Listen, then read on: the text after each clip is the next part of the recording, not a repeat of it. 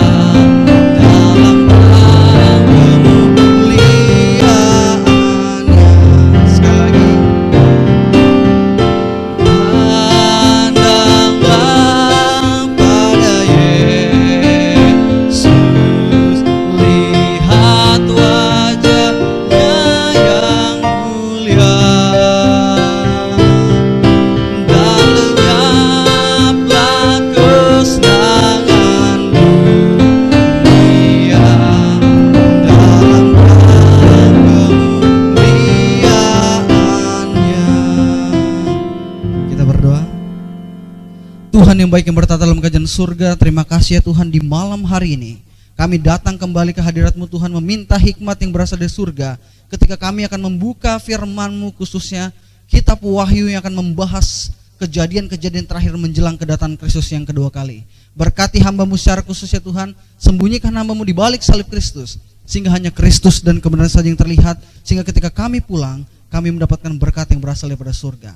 Berkati ruangan ini dengan kuasa Roh Kudus-Mu. Jauhkan roh-roh lain yang tidak suka dengan acara ini ya Tuhan. Karena kami berdoa di dalam nama Yesus Tuhan dan Juru Selamat kami. Amin. Silakan duduk kembali. Judul pembahasan kita pada malam hari ini adalah Misteri Babel, Wanita Pelacur di Buku Wahyu. Alkitab katakan kepada kita bahwa hanya ada satu Yesus dan hanya ada satu Alkitab di atas dunia ini. Alkitab memberitahukan kepada kita bahwa hanya ada siapa? Hanya ada satu Yesus dan hanya ada berapa Alkitab? Hanya ada satu Alkitab, tapi masalahnya atau faktanya adalah ada sekitar 40.000 denominasi gereja yang berbeda di atas dunia ini. Nah, kalau begitu pertanyaannya pada malam hari ini adalah, mengapa begitu banyak gereja yang berbeda-beda? Sedangkan Alkitab katakan kepada kita bahwa hanya ada berapa Yesus? Hanya ada satu Yesus dan hanya ada berapa Alkitab? Hanya ada satu Alkitab, tapi pertanyaannya, mengapa sampai ada 40.000 gereja atau denominasi yang berada di atas dunia ini? Mengapa begitu banyak gereja yang berbeda-beda? Apakah mungkin setan sementara mencampurkan antara kebenaran dan kesalahan menjadi satu bagian? Saudaraku, kalau kita perhatikan baik-baik, setan tidak peduli Anda mengikuti 90% kebenaran. Setan tidak peduli Anda mengikuti 95% kebenaran atau bahkan 99% kebenaran. Selama Anda tidak mengikuti 100% kebenaran, setan akan suka. Pertanyaan saya, ada yang tahu ini apa? Air putih. Ini isinya full atau tidak? Full. Nah, pertanyaan saya, ketika saya kasih air putih ini dengan sedikit daripada ludah saya, pertanyaan saya, saudara mau minum atau enggak? Kenapa? Kenapa? Banyakan ludah saya atau air putihnya? Tapi kenapa saudara nggak mau minum? Kenapa? Terkontaminasi. Pertanyaan saya, kalau saudara tidak mau minum, kenapa Tuhan mau terima 99% kebenaran, tidak 100% kebenaran? Kalau saudara tidak mau 99% air mineral dan 1% ludah, siapakah kita berani katakan Tuhan mau terima 99% kebenaran dan 1% error? Dan faktanya adalah kalau kita bertanya kembali, lebih dari 40 gereja, kira-kira berapa gereja yang benar? Dan kalau kita melihat pertanyaan ini, kita perhatikan apa yang Alkitab katakan. Kita buka di dalam Efesus 4 ayat yang keempat dan yang kelima. Kita baca sama-sama. 1, 2, 3.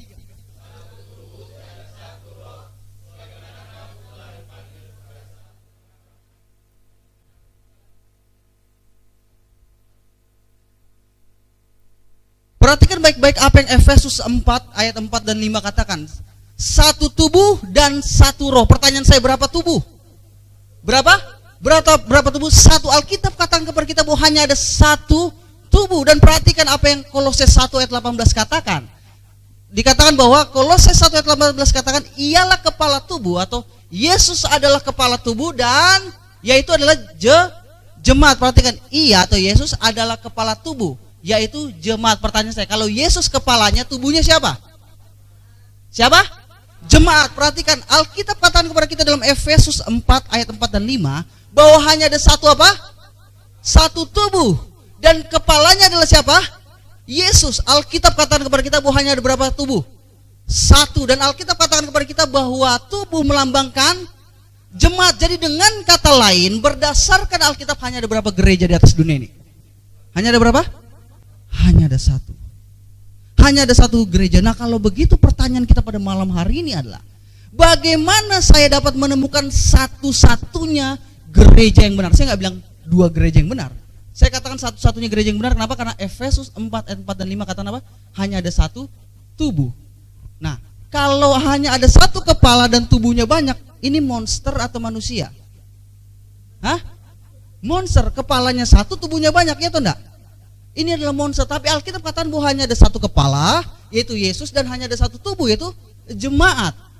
Perbedaan antara tubuh dengan anggota. Pertanyaan saya, apa bedanya? Karena Alkitab katakan banyak anggota, ya atau enggak? Di dalam Roma dikatakan bahwa banyak anggota. Perbedaan antara anggota dengan tubuh adalah tangan adalah anggota, tapi satu tubuh atau enggak? Satu tubuh. Jadi kitalah anggota, tapi kita bukan tubuh yang banyak. Alkitab hanya katakan hanya berapa tubuh? Satu. Dan kalau gitu pertanyaannya, bagaimana saya dapat menemukan satu-satunya gereja yang benar? Apa yang harus saya lakukan?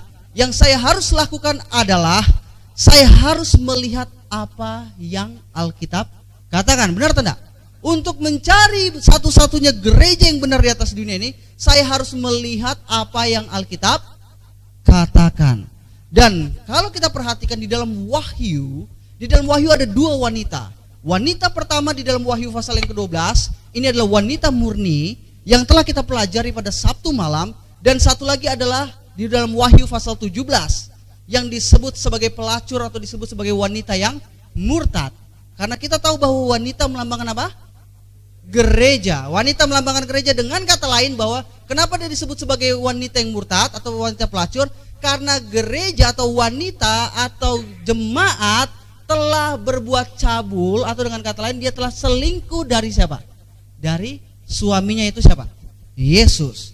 Nah, dan dua ideologi ini ada. Kalau kita perhatikan ada dua ideologi, dan gereja yang salah atau gereja yang murtad adalah gereja yang lebih tertarik untuk menjadi populer dan berpenampilan daripada menjadi apa? Alkitabiah. Dan sebenarnya ada dua fondasi dari dua gereja ini. Gereja yang murni dan gereja yang murtad. Ada dua fondasi. Dan fondasi daripada gereja yang murni atau yang dalam Wahyu pasal 12 adalah otoritas Allah, firman Allah, kasih Allah, hukum Allah, dan ajaran Allah. Ini fondasinya dari Wahyu pasal 12, yaitu otoritasnya Tuhan, firmannya adalah firman Tuhan, kasihnya adalah kasih Allah, hukumnya adalah hukum Allah, dan ajarannya adalah ajaran Allah sendiri. Tetapi di dalam Wahyu pasal 17 dikatakan ada wanita lain. Wanita ini disebut sebagai wanita apa? Sebagai wanita Babel, ya kan? Dan ini digambarkan dalam Wahyu pasal yang 17. Dan fondasi daripada gereja yang terdapat Wahyu pasal 17 ini adalah otoritasnya manusia, kata-katanya adalah manusia, pekerjaannya adalah manusia, dan hukumnya adalah manusia, dan tradisinya adalah tradisi manusia. Dan dua fondasi ini jelas-jelas berbeda sama sekali, ya atau enggak? Yang satu adalah mengikuti Tuhan, yang satu lagi mengikuti siapa? Mengikuti manusia. Dan kita bisa lihat dengan kata lain bahwa gereja ini telah menjauh daripada suaminya, itu siapa? Yesus. Ya kan? Karena dia mengadopsi tradisi duniawi di dunia ini, sementara dia mengklaim bahwa dia menyembah siapa? Yesus. Dia mengadopsi tradisi dunia ini, tapi sementara mereka klaim bahwa mereka adalah pengikut Yesus, ya kan? Bahkan Yesus sendiri berkata dalam Markus pasal yang ke-7 ayat yang ke-7 dikatakan, percuma mereka beribadah kepadaku, sedangkan ajaran yang mereka ajarkan ialah apa? Perintah manusia. Perhatikan baik-baik, Alkitab katakan bahwa Yesus sendiri yang keluar dari mulut Yesus. Yesus bilang bahwa percuma mereka beribadah, sekalipun mereka mengklaim bahwa mereka menyembah saya. Yesus bilang percuma kamu beribadah. Kenapa? Karena ajaran yang kamu ajarkan adalah perintah manusia. Dan bahkan Yesus menekankan lebih lagi di ayat yang ke-9. Yesus berkata pula kepada mereka, sungguh pandai kamu mengesampingkan apa? Perintah Allah, supaya kamu dapat memelihara adat istiadatmu. Perhatikan baik-baik. Yesus katakan bahwa kalau kamu mengaku mengklaim mengasihi saya, kalau kamu mengaku mengklaim menyembah saya, tapi perhatikan kamu sebenarnya mengesampingkan apa? Perintah Tuhan, supaya kamu dapat apa? Memelihara adat istiadatmu sendiri. Pertanyaan saya, apakah ada gereja yang melakukan hal seperti ini? Apakah ada gereja yang melakukan hal seperti ini?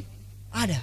Dunia ini dipenuhi oleh gereja yang macam seperti ini. Nah, bahkan Alkitab menjelaskan gereja seperti ini dalam Wahyu pasal yang ke-17. Kita akan mulai Wahyu pasal yang ke-17, disebut sebagai wanita Babel. Kita buka Wahyu pasal yang ke-17 ayat yang pertama.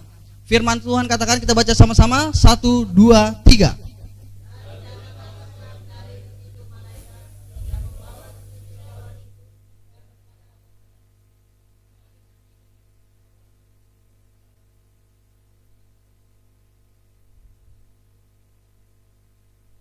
Perhatikan baik-baik, Alkitab menyebut bahwa wanita ini sebagai apa?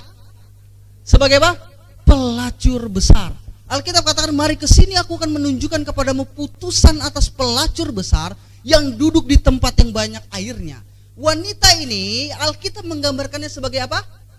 Pelacur besar. Nah, mari kita lihat selanjutnya apa yang dia lakukan. Di ayat yang kedua dikatakan, dengan dia ini siapa? Siapa?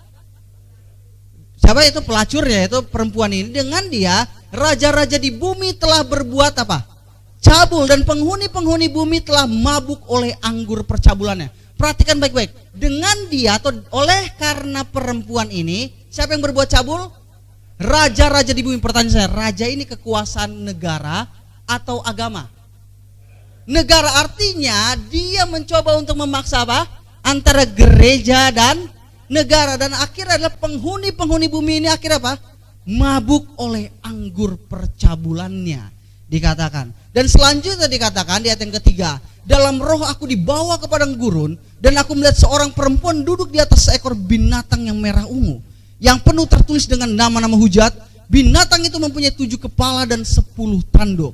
Di ayat yang keempat dikatakan, dan perempuan itu memakai kain ungu dan kain kirmizi yang dihiasi dengan emas, permata dan mutiara, dan di tangannya ada suatu cawan emas penuh dengan segala kekejian dan kenajisan percabulannya. Dan perhatikan ayat yang kelima dikatakan apa? Dan pada dahinya tertulis suatu nama, suatu apa? Rahasia, katanya, Babel besar, ibu dari wanita-wanita pelacur dan dari kekejian bumi. Dan perhatikan ayat yang ke-6 dikatakan apa? Dan aku melihat perempuan itu mabuk oleh darah orang-orang kudus dan darah saksi-saksi Yesus. Dan ketika aku melihatnya, siapa ini aku? Yohanes. Dan ketika aku melihatnya, aku sangat heran, katanya. Yohanes ketika dia mendapatkan penglihatan dari Tuhan tentang wanita ini, Alkitab katakan bahwa dia sangat apa? Sangat heran. Pertanyaan saya, kenapa Yohanes heran? Karena wanita yang terdapat dalam Wahyu pasal 17 ini menggambarkan sebuah gereja. Bagi pemikiran Yohanes, tidaklah mungkin, bagaimana mungkin gereja yang mengklaim mengasihi Yesus, yang mengklaim menyembah Yesus, tetapi melakukan banyak sekali kekejian di dalamnya. Inilah Alkitab katakan, maka apa? Yohanes heran. Tetapi kalau begitu, pertanyaan kita pada malam hari ini adalah, gereja manakah yang dilambangkan oleh wanita ini? Gereja manakah? Karena wanita melambangkan apa? Gereja. Tapi sebelum kita menjawab pertanyaan ini, kita pergi ke poin yang pertama. Kita kembali lagi ke dalam Wahyu pasal 17 ayat yang pertama. Lalu datanglah seorang dari ketujuh malaikat yang membawa ketujuh cawan itu dan berkata kepadaku, marilah ke sini, aku akan menunjukkan kepadamu putusan atas apa? Pelacur besar yang duduknya di mana? Yang duduk di tempat yang banyak airnya. Alkitab katakan bahwa perempuan ini duduk di mana? Tempat yang sedikit atau banyak airnya? Yang banyak airnya. Dan melambangkan apakah air di dalam nubuatan Alkitab? Kita buka di dalam luar biasa sekali. Wahyu 17 ayat 15 dikatakan apa? Lalu ia berkata kepadaku, semua air yang telah kau lihat di mana wanita pelacur itu duduk adalah apa? Bangsa-bangsa dan rakyat banyak dan kaum dan bahasa. Perhatikan baik-baik. Alkitab bilang wanita itu duduk di mana? Duduk di mana? Tempat yang banyak airnya. Dan Alkitab katakan bahwa air melambangkan apa? Bangsa-bangsa, rakyat banyak dan kaum dan bahasa. Dengan kata lain, gereja ini adalah gereja yang apa? Universal. Kenapa? Karena dia duduk di tempat yang banyak airnya. Banyak air melambangkan apa? Air, bangsa-bangsa. Artinya dia duduk atau dia berdiri di tempat yang dimana bangsa-bangsa. Nah, sekarang kita, fakta yang menariknya adalah, kalau saudara bisa lihat, kata Katolik sendiri artinya adalah universal atau umum. Saudara bisa cari, ini saya nggak bohong, kata Katolik sendiri adalah universal dan umum. Tapi saya mau tekankan kembali sekali lagi, saya tidak berbicara tentang pribadi, tapi saya berbicara tentang sistem. Sekali lagi saya katakan, saya tidak berbicara tentang pribadi, karena kebenaran tidak pernah menyinggung pribadi seseorang. Nah, saya mau bertanya, apakah Indonesia negara korupsi? Apakah Indonesia negara korupsi? Apakah setiap warga negara Indonesia adalah koruptor? Tidak. Sistemnya sudah rusak, tapi dengan kata lain belum tentu orang di dalamnya rusak. Benar atau tidak? Jadi saya tidak berbicara tentang orang-orang, tapi saya bicara tentang sistem. Apakah saudara mengerti? Di sini harus kita mengerti, saya tidak menyerang orang-orang pribadinya, tapi saya menyerang adalah sistem daripada agama ini. Nah, kalau begitu kita akan lihat poin yang kedua. Poin yang pertama adalah gereja yang apa? Universal, karena dia duduk di tempat yang banyak airnya. Kita lihat poin yang berikutnya, Wahyu pasal 17 ayat yang 9. Sama-sama, 1, 2, 3.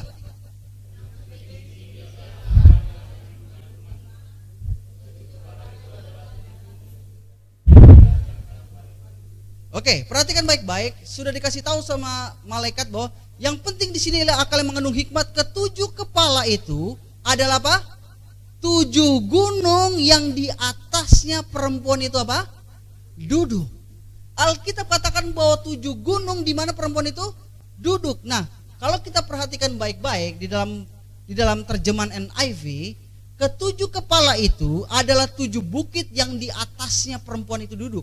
Dengan kata lain, 7 kepala melambangkan apa? 7 gunung atau 7 bukit. Nah, kalau begitu pertanyaan saya, apakah ada satu tempat di atas dunia ini yang berdiri di antara 7 bukit? Apakah ada? Saudara bisa mencatat setelah pulang dari sini, saudara bisa mencarinya. Yaitu ada, satu-satunya kota yang berdiri di atas 7 bukit adalah kota Roma. Maka dia disebut sebagai Roma kota 7 bukit katanya. Kenapa? Karena dia berdiri di atas 7 bukit. Nah, bahkan Profesor Labianka, ini profesor sejarawan dari Universitas Roma katakan, di Roma setelah kaisar-kaisar yang berturut-turut muncullah paus-paus. Ketika Konstantin meninggalkan Roma, dia memberikan apa? Tempatnya pada paus. Perhatikan bahwa perempuan itu duduk di mana? Di 7 gunung, ya atau enggak? Dan 7 gunung atau 7 bukit itu melambangkan kota apa? Kota Roma. Dan sejarah memberitahukan kepada kita bahwa dulu kota Roma ini adalah milik kaisar siapa? Kaisar Roma pada waktu itu. Dan pada waktu itu Konstantin menyerahkannya kepada siapa? Kepada paus. Dan selanjutnya dikatakan lebih lagi, para paus mengisi tempat kosong kaisar-kaisar Roma. Diwarisi kekayaan dan gelar mereka dari kekafiran, Konstantin meninggalkan semua untuk siapa? Para uskup Roma. Saudara bisa cari ini sejarawan benar. Kepausan adalah hantu dari kerajaan Roma yang mati, duduk dan dimahkotai di atas apa? Kuburnya. Dan Alkitab katakan kepada kita bahwa ketujuh kepala itu ialah 7 bukit yang di atasnya perempuan itu duduk. Dengan kata lain, perempuan itu duduk di mana? Di kota Roma. Jadi dengan kata lain, poin yang kedua adalah gereja yang berbasis di mana? Di Roma. Jadi ini adalah gereja yang berbasis di Roma. Poin yang kedua. Sekarang kita akan lihat poin yang berikutnya. Kita baca ayat yang ketiga sama-sama. 1, 2, 3.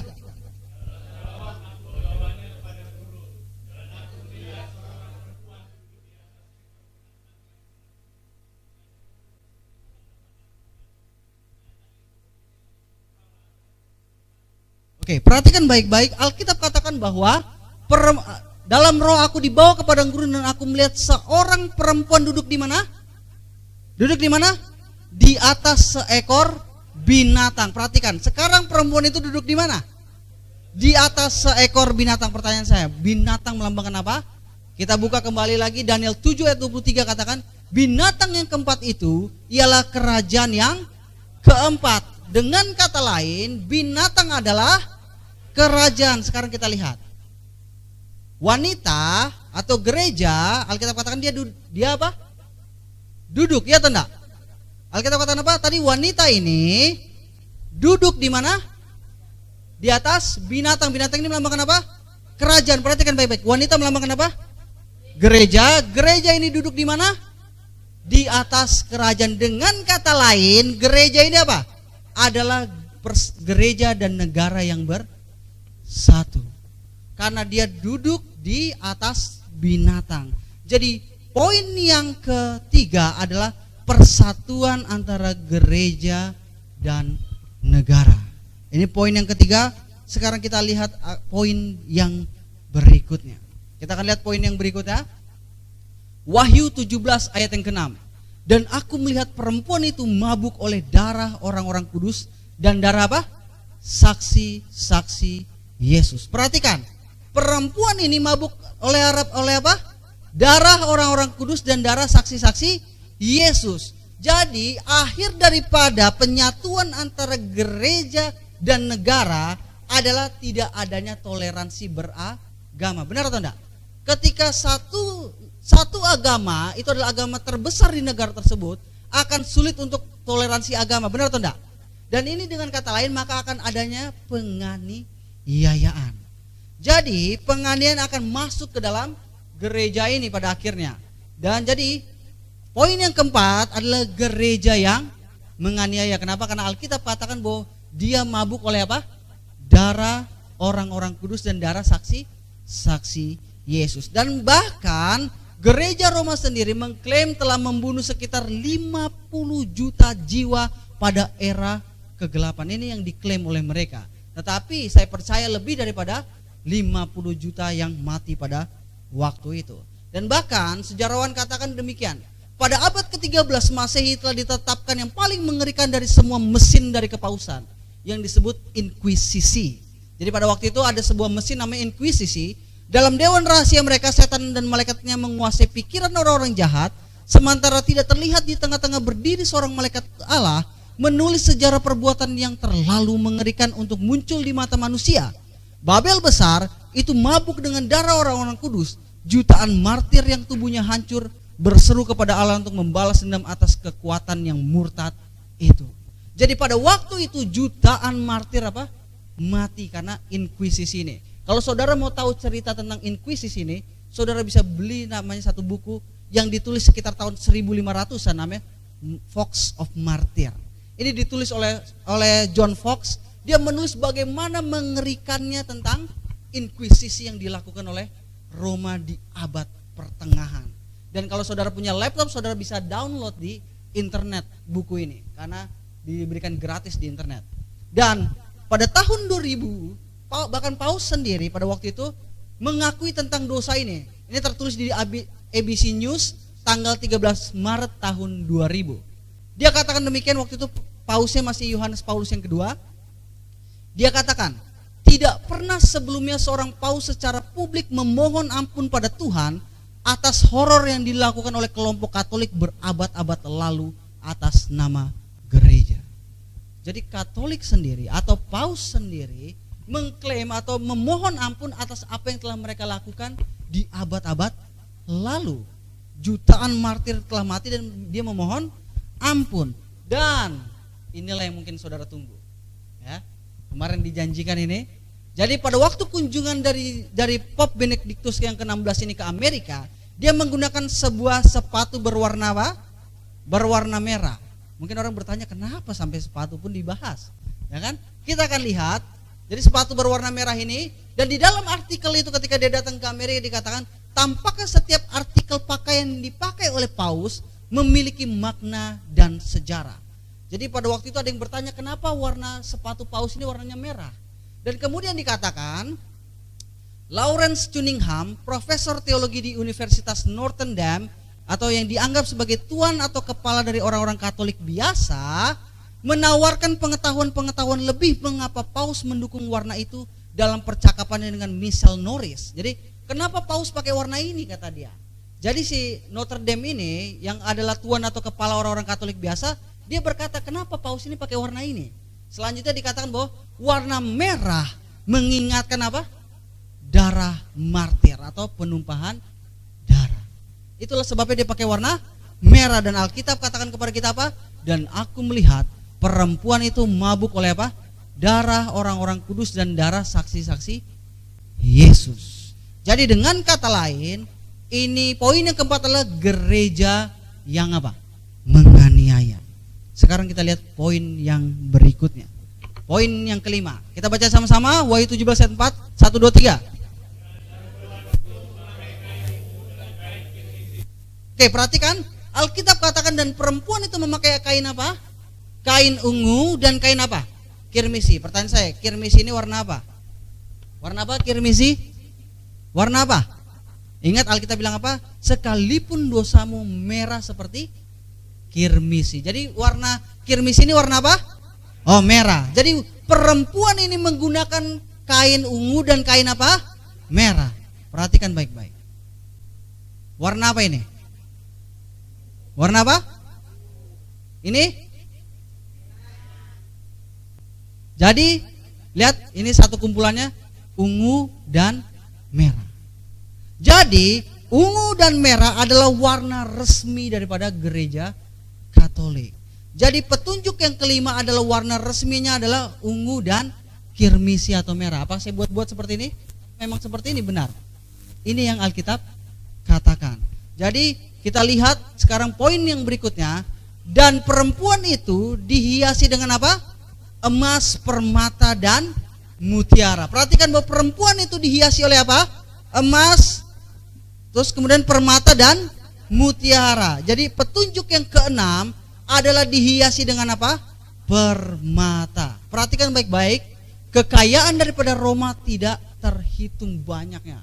Saudara bisa mencarinya, kekayaan daripada Roma tidak terhitung banyak. Kenapa? Coba perhatikan. Ini bukan emas sepuhan, ini emas beneran. Jadi kita lihat bagaimana kekayaan daripada ornamen-ornamen Katolik begitu luar biasa. Mereka benar-benar ada satu institusi yang kaya di atas dunia ini. Bahkan ada sebuah patung ini di dalam gereja Jesuit di Vatikan. Ini disebut sebagai kemenangan atas bidat. Jadi karya seni ini disebut sebagai kemenangan atas bidat. Ingat, lihat gambar ini perempuan perempuan yang sedang menendang dua orang laki-laki, ya atau enggak? Jadi perempuan sedang menendang dua orang laki-laki, dan dua laki-laki ini kemungkinan besar adalah pemimpin Protestan. Kenapa? Karena gereja Roma berusaha untuk menggulingkan siapa? Protestan. Dan tapi perhatikan baik-baik yang di sini. Saya mau lebih merujuk ke sini. Ini siapa? Malaikat ya. Ini malaikat dan sedang megang apa ini? Hah? Sedang megang buku. Perhatikan baik-baik, saya akan memperbesar gambarnya. Malaikat ini sedang berusaha mengapakan? Merobek buku ini. Dan saya percaya buku ini melambangkan apa? Alkitab. Kenapa? Karena Paus atau Kardinal Joseph Ratzinger atau Pope Benedictus yang ke-16 katakan apa? Gereja Katolik Roma lebih bijaksana daripada apa? Alkitab atau firman Tuhan, dan mampu membantah itu. Ini kata-kata mereka sendiri bahwa gereja Roma lebih bijaksana daripada apa? Alkitab. Pertanyaan, apakah ada manusia yang lebih bijaksana daripada Tuhan? Tidak ada. Roma menegaskan bahwa hanya ada dua sumber daripada mereka. Yang pertama adalah tradisi dan yang kedua adalah firman Tuhan. Tapi kalau firman Tuhan bertentangan dengan tradisi, maka yang mereka ambil adalah tradisi untuk menggantikan firman Tuhan. Dan ini akan menuntun kita kepada petunjuk yang terakhir. Petunjuk yang terakhir yaitu Wahyu 17 ayat 4. Di tangannya atau di tangan perempuan ini ada suatu apa? Cawan emas penuh dengan apa? Penuh dengan segala kekejian dan kenajisan percabulannya. Perhatikan bahwa jadi di dalam cawan ini terdapat apa? Segala kekejian dan kenajisan percabulannya. Jadi petunjuk yang ketujuh adalah cawan anggur Babel. Petunjuk yang ketujuh adalah cawan anggur Babel. Perhatikan baik-baik.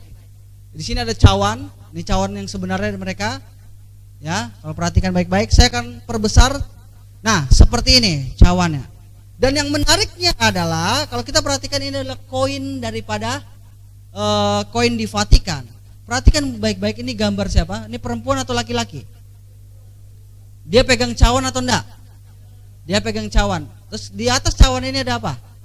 Gambar apa? Jadi mereka sendiri tahu persis bahwa Wahyu pasal 17 ini menggambarkan siapa? Mereka sendiri. Kenapa? Bahkan di koinnya dilihat bahwa ada wanita pegang cawan, dan cawan ini adalah di atasnya adalah matahari. Dan di koin yang lain kalau kita perhatikan ini adalah koin Vatikan juga. Di sini kita lihat ada cawan yang kemudian ada lambang apa? Lambang matahari. Dan kita tahu bahwa matahari ini melambangkan penyembahan hari Minggu. Dan Alkitab katakan kepada kita bahwa di tangannya ada suatu cawan emas penuh dengan apa? Segala kekejian kenajisan percabulannya. Jadi dengan kata lain, cangkir ini atau cawan ini penuh dengan apa? Dengan yang namanya ajaran palsu yang membingungkan. Jadi kebenaran dicampur adukan dengan kesalahan. Penyembahan berhala dicampurkan dengan apa? Kekristenan. Mungkin beberapa dari Bapak Ibu berpikir, apakah pengajaran dan praktek kekafiran telah masuk diam-diam ke gereja Roma? Mungkin Bapak Ibu setelah saya perlihatkan ini mungkin bertanya, apa mungkin praktek kekafiran ini dari abad permulaan mulai masuk ke gereja Roma? Apakah mungkin? Jawabannya adalah iya. Bahkan seorang kardinal di sini mengatakan demikian. Ya, ini namanya John Henry Newman dalam Katolik Kardinal dikatakan, kita diberitahu oleh Eusebius, saudara bisa cari, ini adalah bapak awal-awal gereja, Eusebius, bahwa Konstantin dengan tujuan untuk apa? Menganjurkan agama baru itu atau Kristen kekafiran pada penyembahan berhala. Saya akan stop di sini sebentar, saya mau kasih tahu gambaran ceritanya. Jadi pada waktu itu agama Kristen bukanlah agama yang apa? Agama yang diakui di kekaisaran Roma. Tapi pada waktu itu sementara Konstantin ingin berperang, tiba-tiba dia bermimpi. Ada yang tahu mimpinya apa? Dia melihat apa? Ada yang tahu? Dia melihat tanda salib, dan kemudian apa yang dia lakukan? Dia membuat gambar salib di setiap zirah daripada apa? Daripada tentaranya, dan kemudian dia mendapatkan kemenangan. Dan setelah peristiwa itu agama kekristenan menjadi apa? Agama resmi di Roma, karena Konstantin Kaisarnya bertobat menjadi apa? Kekaisaran, jadi kekristenan. Tapi pada Eusebius katakan bahwa pada waktu Konstantin masuk ke kekristenan, agar orang-orang kafir ini bisa masuk lagi ke kekristenan, maka untuk menganjurkan agama baru ini atau agama Kristen, Konstantin melakukan sesuatu. Apa yang dia lakukan? Kita lanjutkan tulisannya. Memindahkan ke dalamnya atau ke dalam gereja semua hiasan luar untuk menunjukkan mereka telah terbiasa dalam agama mereka sendiri. Jadi yang dilakukan oleh Konstantin adalah dia bawa masuk semua ornamen apa? Ornamen yang namanya kekafiran, agar orang-orang kafir ini yang baru bertobat dia masuk ke dalam gereja dan lihat apa? Oh, ternyata sama saja. Ini yang terjadi sehingga mereka merasa nyaman bahwa agama saya sebenarnya cuma berubah nama, tetapi sebenarnya tetap kekafiran. Dan lebih lanjut dikatakan sama dia, penggunaan kuil-kuil itu dipersembahkan kepada orang-orang kudus tertentu, kemenyan, lilin-lilin, air suci, arak-arakan, cincin-cincin dalam pernikahan. Ini yang digunakan oleh kekafiran. Kemudian mengarah ke arah timur, patung-patung semua berasal dari apa? Penyembahan berhala dan disucikan melalui adopsi mereka ke dalam gereja. Jadi semua ini dibawa oleh Konstantin dari kekafiran dan kemudian diadopsi oleh apa? Oleh gereja. Dan bahkan lebih lanjut lagi, di dalam church history abad yang kedua dikatakan Kristen menjadi agama yang ditegakkan di kekaisaran Romawi dan mengambil tempat apa? Tempat penyembahan berhala. Kekristenan seperti yang ada di zaman kegelapan mungkin dapat disebut kekafiran yang dibaptis. Kenapa? Karena semuanya adalah kekafiran. Dan satu hal yang paling menarik adalah, coba perhatikan, saudara bisa tahu ini adalah dari Imam Dewa Dagon. Ini di Alkitab disebut di dalam 1 Samuel 5 ayat 2 dan 7, 1 Tawarik 10 ayat 10. Ini adalah imam daripada Dewa Dagon. Perhatikan baik-baik. Imam ini menggunakan di atas kepalanya adalah seperti ikan. Kenapa? Karena Dagon melambangkan dewa ikan. Nah, di atas kepala para imam ini ada mulut ikan, ya atau enggak? Ada mulut ikan. Tapi perhatikan baik-baik gambar ini. Ini apa? Apakah sama? Dia gunakan seperti ini. Dia gunakan apa? Topinya sama seperti topi siapa? Imam Dewa Dagon. Kita lihat bahwa mereka memasukkan yang namanya penyembahan berhala ke dalam gereja. Banyak orang katakan, kenapa Paus menggunakan topi ini? Ada yang bilang, karena murid-murid itu semua adalah nelayan. Tetapi tidak ada hubungannya dengan nelayan. Kenapa? Kenapa tidak dibuat seperti kapal? Ya kan? Tapi kenapa seperti ini? Karena dia mengambil daripada apa? Daripada Dewa Dagon itu sendiri. Dan kalau kita perhatikan bahwa Alkitab katakan bahwa di dalam cawan ini terdapat apa? Doktrin palsu mereka atau kekejian yang membinasakan itu. Dan doktrin-doktrin palsu itu yang pertama adalah percik. Salah satu doktrin daripada anggur ini yang terdapat di dalam cawan wanita ini adalah doktrin baptisan percik. Alkitab mengajarkan kepada kita bahwa baptisan itu apa? Metode Alkitabiah dari baptisan melambangkan kematian, penguburan, dan kebangkitan Kristus. Dan Alkitab katakan kepada kita bahwa baptisan harus diselamkan atau dipercik. Diselamkan berdasarkan Alkitab. Jadi doktrin daripada baptisan percik muncul daripada mana? Daripada gereja Roma. Kenapa? Karena mereka menggunakan baptisan percik pada awal-awalnya. Saudara bisa cari tahu kenapa mereka menggunakan baptisan percik. Dan kemudian doktrin yang berikut adalah penyembahan kepada patung. Perhatikan baik-baik ornamen-ornamen daripada gereja Roma. Banyak sekali patung-patung yang berubah namanya daripada dewa-dewa kekafiran. Dan perhatikan baik-baik ini. Mungkin saudara akan terkejut. Ada yang tahu ini siapa? Bunda Maria dengan anaknya. Ini adalah dewi daripada Babylon atau ini Isis. Ya, Isis menggendong apa? Anak. Dan patung ini diubah namanya. Kalau kita lihat selain Isis di Yunani disebut Astoret. Ya, dewi ini diubah namanya, dimasukkan ke dalam gereja dan berubah jadi siapa? Jadi Maria. Sedangkan Alkitab tidak katakan apa-apa bahwa Maria ada hanya di dalam kubur saat ini, tidak ada di surga. Sehingga mereka menggunakan kekafiran dan diubah namanya. Bukan hanya Maria, saya akan tunjukkan satu lagi.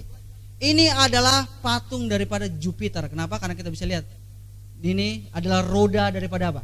Roda daripada matahari. Namanya kalau kita lihat. Tetapi yang menarik adalah patung ini telah berubah. Dan patung ini sekarang duduk di satu tempat. Kalau kita perhatikan baik-baik, ini ada lambang apa? Matahari. Dan kita lihat bahwa tangan daripada patung ini seperti lambang apa? Lambang seperti ini. Yang artinya adalah kekuasaan di bumi. Dan patung ini sekarang sudah punya nama baru dan mereka sebut sebagai Petrus. Patung daripada Jupiter berubah jadi namanya apa? Petrus. Dan ini ada di Katedral Saint Peter. Dan kemudian biasa orang-orang ini melakukan yang namanya apa?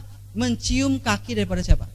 Petrus ini. Dan bahkan karena dia mencium kaki Petrus ini sampai jarinya tidak ada lagi. Saudara bisa lihat. Dan kita lihat apa? Alkitab katakan kepada kita di dalam hukum yang kedua apa? Alkitab katakan jangan membuat bagimu patung yang menyerupai apapun, jangan sujud menyembah kepadanya atau beribadah kepadanya. Jadi Bapak Ibu, Roma telah menjauhkan orang banyak dari siapa? Dari Yesus. Dia bawa semua penyembahan berhala masuk kemana? Ke dalam gereja. Dan doktrin yang berikutnya adalah kesucian hari Minggu. Perhatikan baik-baik ini yang mereka katakan. Dalam The Catholic World halaman 809. Matahari adalah dewa utama dari bangsa kafir. Oleh karena itu, gereja Roma tampaknya mengatakan ingatlah bahwa nama kekafiran kuno atau Sunday atau minggu atau hari matahari. Dan selanjutnya dikatakan bahwa ini atau minggu akan tetap disucikan, dikuduskan, dan dengan demikian hari Minggu yang kafir yang didedikasikan untuk Balder atau dewa matahari menjadi hari Minggu Kristen disucikan untuk siapa? Yesus. Saya mau bertanya kembali. Kalau air ini tidak 100% air, saya kasih sedikit daripada ludah saya, apakah saudara mau terima? Kalau kita masukkan sesuatu yang tidak berasal daripada Alkitab, apakah Tuhan mau terima? Sekalipun kita mengklaim kita menyembah Yesus sekalipun, Tuhan tidak akan terima. Dan bahkan dikatakan lebih lanjut dalam Always on Sunday, ini Catholic Answer, gereja Katolik menunjuk Minggu sebagai hari untuk ibadah bersama dan bertanggung jawab untuk perubahan tersebut. Ini menggenapi Daniel pasal 7 ayat ke-25 bahwa berupaya untuk mengubah waktu dan hukum. Dan selanjutnya dikatakan juga dalam Catholic Record September 17 tahun 1893, hari Minggu ini tidak ditemukan pada kitab suci tapi pada apa? Tradisi. Dan jelas adalah lembaga Katolik. Jadi sekali lagi ketika tradisi bertentangan dengan Alkitab, yang dilakukan oleh Katolik apa? Dia akan menyingkirkan Alkitab dan dia akan mengikuti tradisi. Tapi apa yang Yesus katakan kepada kita dalam Markus 7 ayat 7 ayat 9, Yesus berkata pula kepada mereka, sungguh pandai kamu mengesampingkan perintah Allah supaya kamu dapat apa? Memelihara adat istiadat. Jadi gereja ini lebih memilih adat istiadat dibandingkan apa? Perintah Allah. Dan berikutnya dikatakan juga dalam C.F. Thomas, dikatakan tentu saja gereja Katolik mengklaim bahwa perubahan itu adalah tindakannya. Dan tindakan tersebut adalah apa? Tanda kekuasaan gerejawinya, sebuah otoritas dalam hal agama. Jadi tanda binatang yang disebutkan dalam Wahyu disebut sebagai apa? Dan disebut adalah penyembahan hari Minggu. Karena Katolik mengklaim penyembahan ini adalah tanda kekuasaan apa? Gereja Katolik. Sedangkan Alkitab katakan kepada kita apa? Ingatlah dan kuduskanlah hari Sabat atau Sabtu. Tetapi hari ke-7 adalah hari Sabat Tuhan Allahmu. Kenapa kita harus menguduskan hari Sabat? Karena ini terdapat apa?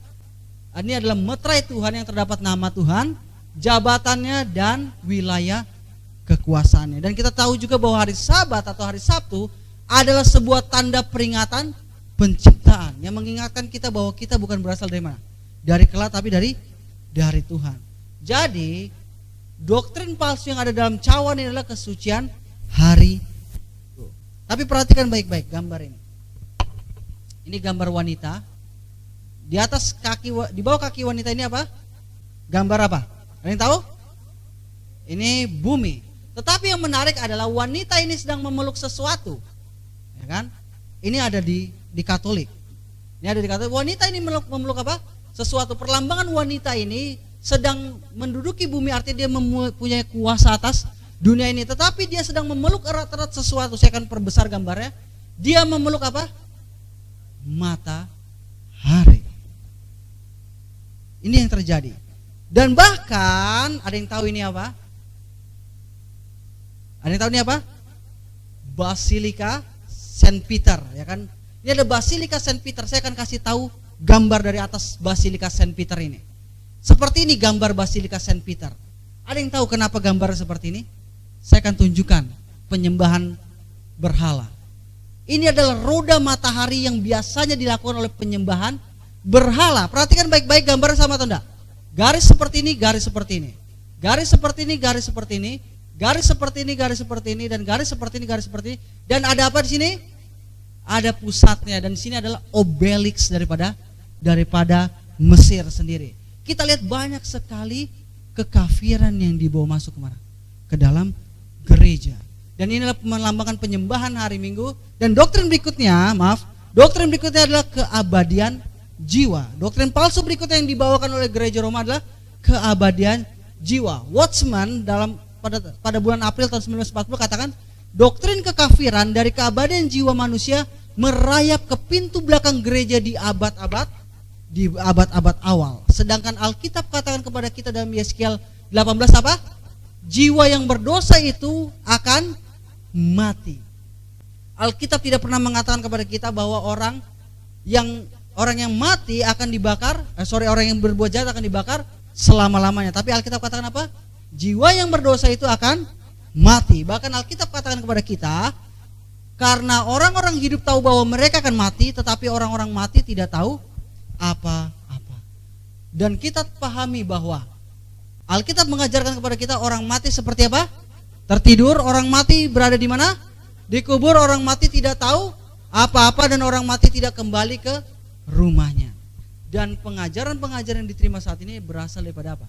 Anggur Babel itu sendiri. Dan berikutnya kita lihat bahwa ini ada keabadian jiwa yang disampaikan doktrin palsunya. Dan kita lihat yang berikutnya adalah penyiksaan kekal. Alkitab katakan kepada kita dalam Maliaki 4 ayat yang ketiga, kamu akan menginjak-injak orang fasik, sebab mereka akan menjadi apa? Menjadi abu di bawah telapak kakimu pada hari yang kusiapkan, itu firman Tuhan semesta alam. Alkitab katakan bahwa pada akhirnya orang fasik akan jadi apa? Jadi abu. Dengan kata lain, orang fasik tidak ada lagi. Tetapi doktrin mereka mengajarkan bahwa penyiksaan kekal. Dan bahkan Tuhan tidak pernah berjanji kehidupan kekal kepada siapa? Orang-orang jahat. Kenapa? Karena kita perhatikan ayat yang terkenal ini. Karena begitu besar kasih Allah akan dunia ini, sehingga ia telah mengaruniakan anaknya yang tunggal, supaya setiap orang yang percaya kepadanya tidak apa? Tidak binasa, melainkan beroleh hidup yang kekal. Alkitab katakan bahwa orang yang tidak percaya pada akhirnya akan apa? Binasa, bukan disiksa di api yang kekal. Jadi Bapak Ibu, masih banyak sekali doktrin-doktrin palsu yang tidak mungkin habis dalam satu malam untuk dibicarakan di sini. Tapi kita lihat bahwa doktrin-doktrin palsu ini sementara disampaikan kepada dunia ini. Dan kita melihat 7 poin di sini adalah gereja yang universal, gereja yang berbasis Roma, persatuan gereja dan negara, gereja yang menganiaya, warna resminya adalah ungu dan kirmisi, dihiasi dengan permata dan cawan anggur Babel. Gereja ini disebut sebagai apa? Sebagai Babel. Kenapa? Karena dia telah membuat kebingungan di atas dunia ini. Tapi perhatikan, petunjuk ini belum selesai. Kenapa? Karena Wahyu 17 ayat 5 katakan sesuatu kepada kita. Kita baca sama-sama, 1, 2, 3.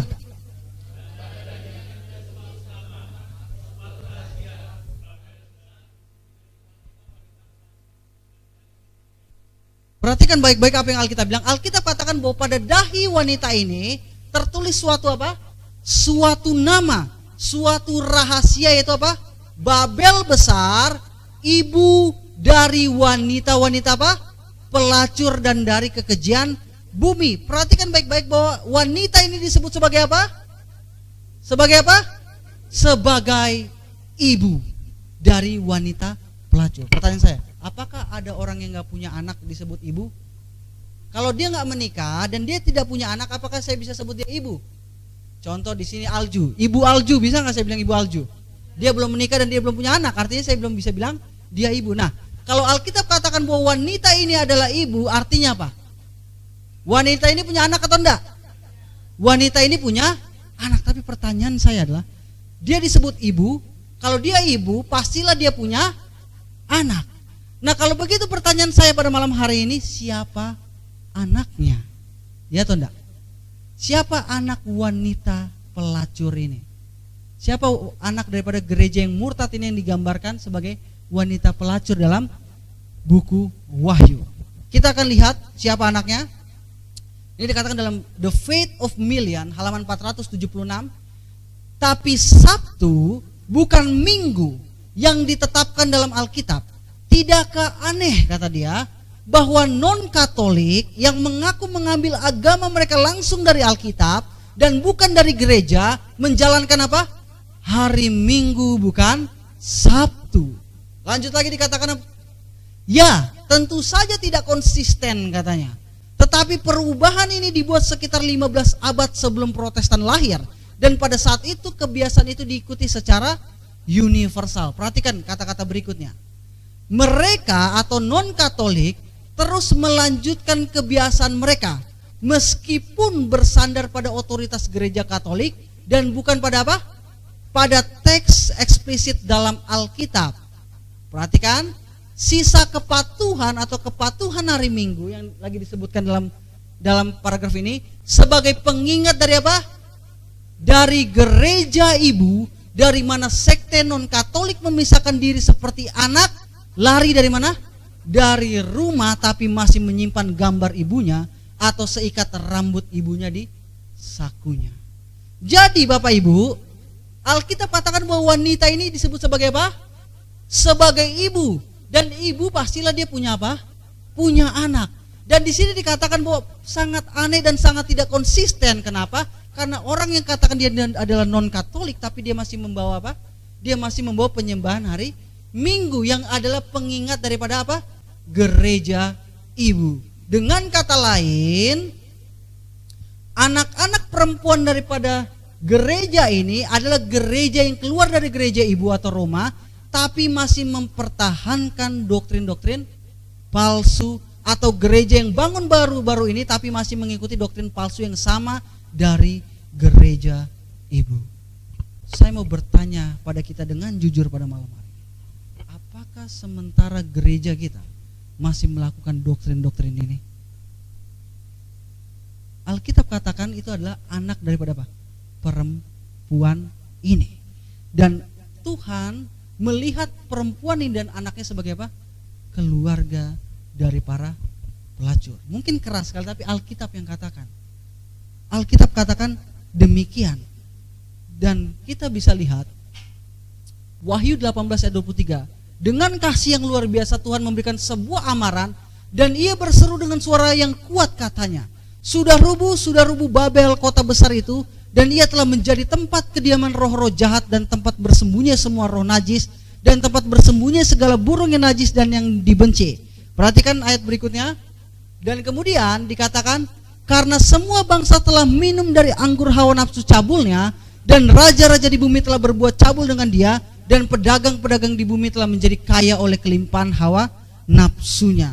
Tapi satu panggilan yang Yesus berikan kepada orang-orang yang sementara masih ada di sistem ini, yang entah dia ada di sistem daripada gereja yang murtad ini, atau dia ada di sistem daripada anak-anak gereja ini, Yesus melalui kasihnya mengatakan, keluarlah kamu hai umatku, pergilah daripadanya, supaya kamu jangan mengambil bagian dalam apa? Dosa-dosanya, dan supaya kamu jangan turut ditimpa malapetakanya. Alkitab katakan bahwa supaya kita jangan mengambil bagian apa?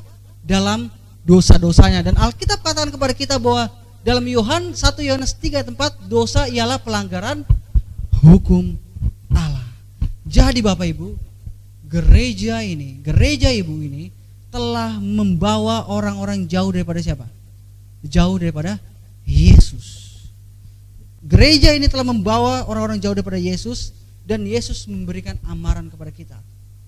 Keluarlah kamu hai umatku, pergilah daripadanya supaya kamu jangan mengambil bagian dalam apa? Dosa-dosanya, dan supaya kamu jangan turut ditimpa apa? Malapetaka-malapetakanya. Malapetaka terakhir yang akan menimpa dunia ini, dan mereka yang tetap dalam gereja ini adalah 7 malapetaka terakhir yang akan menimpa dunia ini. Ini terdapat dalam Wahyu pasal 16.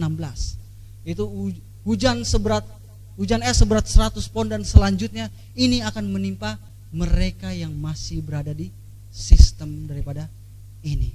Nah, bahkan majalah Katolik sendiri mengatakan demikian. Tulisan dari editor Merrill Online katakan, tantangan yang dipermasalahkan oleh Roma dari sejak 100 tahun yang lalu, apakah gereja Katolik yang benar atau gereja Advent hari ke-7 yang benar? Tidak ada pilihan lain. Dia katakan, saya ada tantangan yang saya permasalahkan adalah yang mana yang benar? Gereja Katolik atau gereja Advent hari ke-7? Tapi Katolik memberikan lebih lengkap lagi, dikatakan dalam Saint Catherine Catholic Church Sentil tanggal 21 Mei 1945. Orang yang berpikir bahwa firman Tuhan harus menjadi otoritas tunggal, secara logika harus menjadi apa?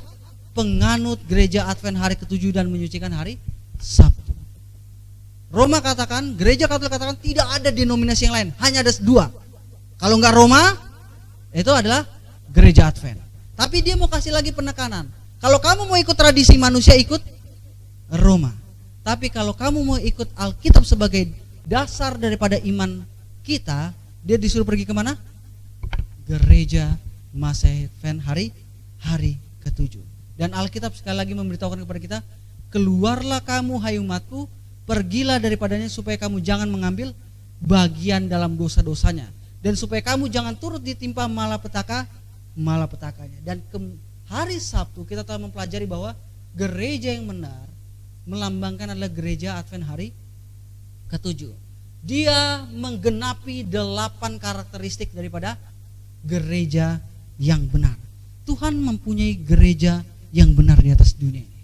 Dan Tuhan melalui kasih-Nya berkata kepada kita bahwa keluarlah hai umatku daripada sistem yang jelas-jelas tidak mengikuti siapa? Mengikuti Tuhan sendiri.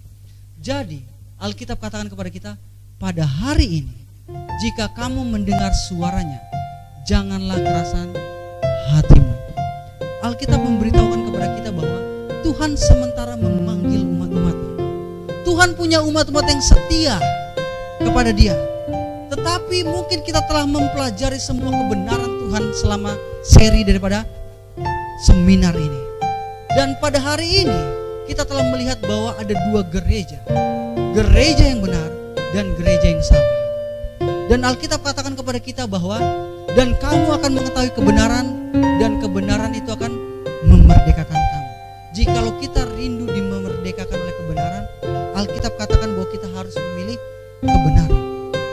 Pilihan ada di tangan kita. Apakah kita akan memilih Alkitab atau kita akan memilih tradisi yang jelas-jelas bertentangan dengan Alkitab? Apakah kita memilih Yesus atau kita memilih pemimpin agama? Apakah kita mengikuti hukum Tuhan atau kita mengikuti dogma manusia? Apakah kita melihat perintah Tuhan atau kita mengikuti ajaran manusia? Atau kita melihat jalan Tuhan atau kita mengikuti jalan manusia? Malam hari ini Tuhan telah berbicara kepada kita. Dia rindu pada malam hari ini kita harus membuat satu keputusan yang akan mengubah kehidupan kita masing-masing. Entah saudara berada di belakang, entah saudara berada di depan, atau saudara berada di tengah, Tuhan rindu saudara untuk membuat satu keputusan yang benar-benar ingin mengikuti Yesus. Yesus telah memperdengarkan suaranya kepada kita. Alkitab katakan kepada kita bahwa jikalau kamu mendengar suaranya, jangan keraskan hatimu. Di tangan Bapak Ibu telah ada yang namanya surat keputusan, kartu keputusan. Jikalau Bapak Ibu memilih untuk mengambil Alkitab saja sebagai penuntun hidup Bapak Ibu bisa menceklisnya di sini. Jikalau Bapak Ibu memilih untuk keluar daripada Babel dengan semua penyembahan palsunya dan ajaran palsunya masuk ke dalam satu iman dari Yesus, checklist bagian ini. Dan jikalau Bapak Ibu ingin menjadi bagian daripada gereja Tuhan yang sisa, yang sesuai dengan nubuatan dalam Wahyu, Bapak Ibu bisa menceklis bagian ini. Dan jikalau Bapak Ibu baru pertama kali mendengar kebenaran ini, dan Tuhan telah menuntun kehidupan Bapak Ibu, dan Tuhan telah berbisik di telinga Bapak Ibu, jikalau Bapak Ibu rindu untuk mengikuti Yesus dengan dibaptis, atau Bapak Ibu pernah dibaptis dan rindu karena telah jauh daripada Tuhan dan rindu untuk dibaptis ulang, checklist bagian ini. Dan yang terakhir, Bapak Ibu jikalau rindu ingin dikunjungi, ada pertanyaan atau ada sesuatu yang ingin didoakan, bisa checklist bagian ini.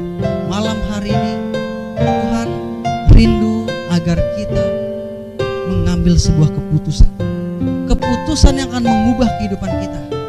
Alkitab katakan kepada kita bahwa apabila kamu mendengar suaranya pada hari ini, jangan keraskan hatimu. Sementara Bapak Ibu masih memegang surat atau kartu keputusan ini, saya akan menyanyikan sebuah lagu. Perhatikan, Yesus sementara memanggil kita pada malam hari ini.